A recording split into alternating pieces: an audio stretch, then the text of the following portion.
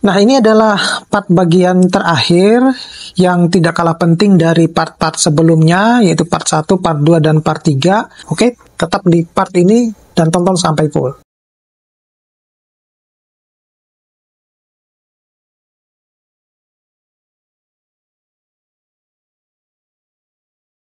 Oke, Assalamualaikum warahmatullahi wabarakatuh. Bapak Ibu, kembali lagi dengan saya di channel saya. Jangan lupa terus dukung channel ini biar terus berkembang dengan cara mengklik tombol subscribe, like, share, dan komen. Biasakan juga untuk menonton video-video saya dan menonton video saya secara full ya. Dan juga menyalakan tombol loncengnya biar nanti di setiap update dari video saya itu Bapak Ibu nanti mungkin akan mendapatkan notifikasinya. Kali ini saya mau sedikit sharing terkait dengan apa yang pernah saya janjikan ya, sampaikan bahwa nanti ke depannya saya itu akan membahas terkait dengan pedoman pembelajaran tugas belajar bagi PNS dan juga mungkin bukan hanya PNS ya, teman-teman dosen juga yang di swasta yang terkait dengan artinya yang di bawah naungan Kemendikbudristek. Berikutnya ada penetapan tugas belajar dan perpanjangan tugas belajar. Jadi pemberian tugas belajar dan perpanjangan masa tugas belajar ditetapkan oleh PPK, pejabat yang menerima delegasi kewenangan. Serta yang kedua itu dalam hal permohonan perpanjangan masa tugas belajar itu tidak disetujui, maka PPK ataupun pejabat yang menerima delegasi kewenangan itu menetapkan penolakan perpanjangan masa tugas belajar. Jadi saya pernah mendapatkan case yang semacam ini Bapak Ibu. Jadi perhatikan betul-betul bagi teman-teman yang terutama PNS yang sedang menjalani tugas belajar, jangan disepelekan nih. Gitu.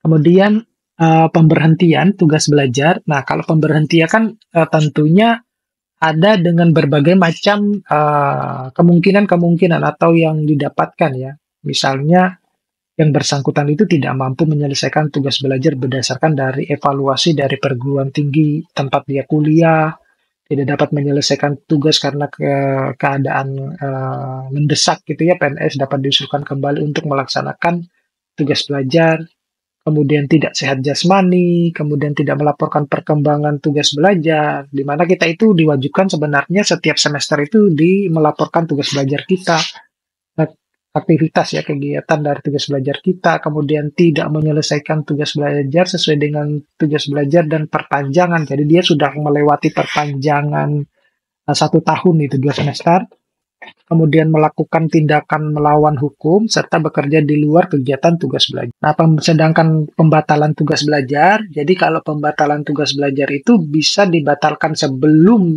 yang bersangkutan itu menjalani tugas belajar, atau dia sudah belajar nih, sudah kuliah nih, macam itu. Sehingga dengan berbagai macam hal yang menyebabkan kenapa tugas belajarnya itu dibatalkan. Jadi pelaksanaan tugas belajar dapat dibatalkan oleh PPK ataupun pejabat yang menerima delegasi kewenangan berdasarkan usulan pimpinan unit kerja dengan menyampaikan alasan pemberhentian disertai bukti pendukung. Jadi tidak bisa asal ini dibatalkan gitu ya. Semuanya tentunya ada bukti-buktinya. Nah, apa saja? Misalnya terbukti tidak memenuhi syarat pemberian tubel, kemudian tidak berangkat ke PT yang sesuai jadwal, pegawai pelajar mengajukan permohonan pengunduran diri, itu semuanya sudah ada di situ. Kemudian pembatalan tubel ditetapkan oleh PPK atau pejabat yang menerima delegasi kewenangan. Nah, pengaktifan kembali, nah tugas belajar itu bisa diaktifkan kembali dengan misalnya pegawai ataupun student itu yang telah selesai diberhentikan ataupun dibatalkan tugas tubel aktifnya kembali ya, diaktifkan kembali dengan jabatan dengan melampirkan dokumen yang terkait dengan pelaksanaan tugas belajar. Kemudian pegawai pelajar yang tidak dapat menyelesaikan tugas belajar dikenai sanksi sebelum yang bersangkutan diaktifkan kembali. Sama pegawai pelajar yang telah berakhir masa tugas belajarnya atau masa perpanjangan tubel wajib melapor kepada PPK melalui atasan langsung secara hierarki paling lambat 15 hari kerja sejak berakhirnya masa tugas belajar ataupun perpanjangan tugas belajar. Nah, berikutnya itu adalah tugas belajar dengan biaya mandiri. Bapak Ibu ini yang dulu kita sebut sebagai izin belajar ya. Karena kalau izin belajar itu kan kita masih melaksanakan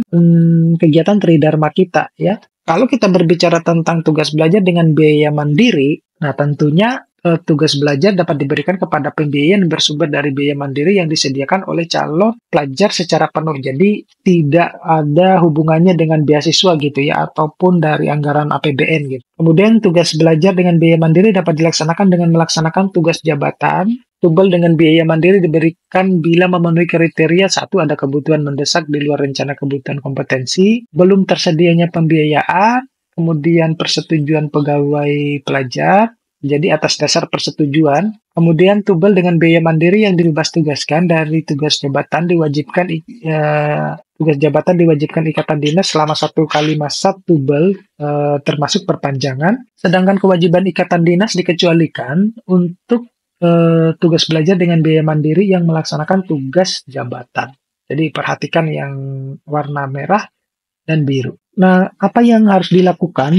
Pemantauan dan evaluasi. Jadi ini yang dipantau terhadap yang bersangkutan yang melaksanakan tugas belajar. Jadi biro yang membidangi SDM melakukan pemantauan pelaksanaan tugas belajar. Kemudian pemantauan pelaksanaan tugas belajar ini dilakukan untuk mengetahui sebenarnya seberapa besar sih keberhasilan dari pelaksanaan tugas belajar itu, terutama yang menjalankan, kemudian pemberian penilaian prestasi kerja pegawai, keberadaan tempat tinggal, perilaku pegawai pelajar ya selama dia menjalankan tugas belajar tersebut. Kemudian hasilnya itu dilaporkan kepada PPK dengan tembusan kepada yang bersangkutan. Sama evaluasi pelaksanaan yang bersangkutan paling sedikit 1 kali setahun dalam rangka pengendalian program dan dilaporkan kepada PPK. Jadi apa yang kita dapatkan itu dilaporkan. Kemudian setelah itu adalah pegawai pelajar yang tidak dapat menyelesaikan tugas belajar dikenakan sanksi. Ini sanksi-sanksi bagi mereka yang tidak bisa kemudian menjalankan tugas belajar dengan baik. Ada hukuman disiplin, kemudian ada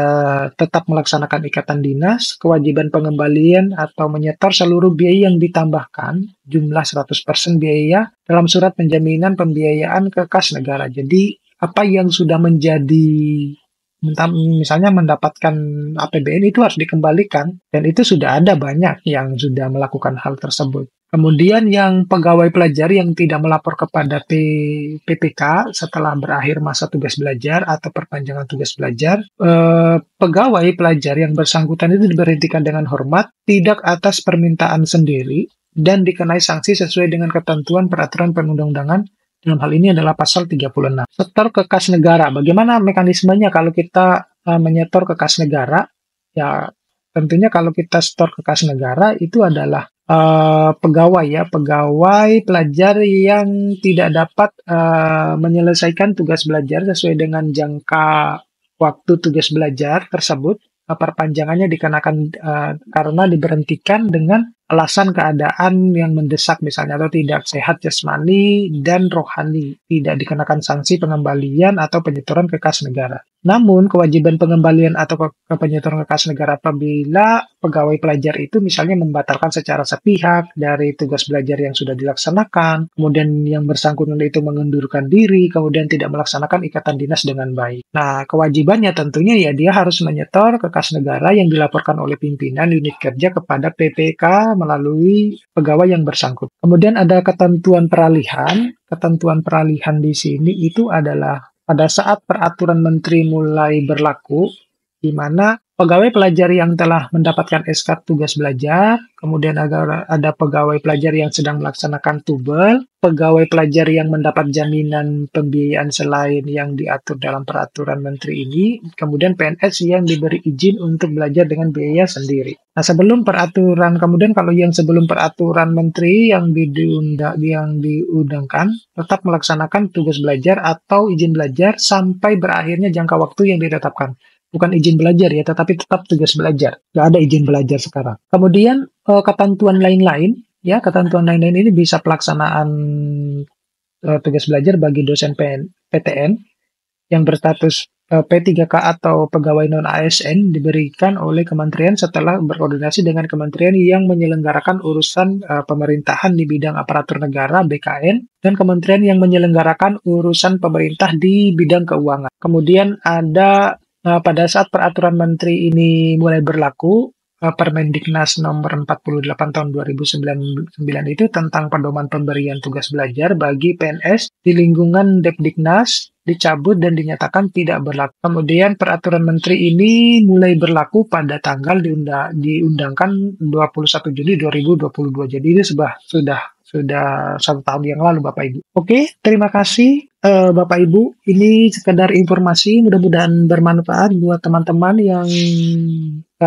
sedang tugas belajar. Intinya itu adalah tugas izin belajar itu sudah tidak ada. Oke, sampai ketemu pada video-video berikutnya. Saya akhiri, assalamualaikum warahmatullahi wabarakatuh.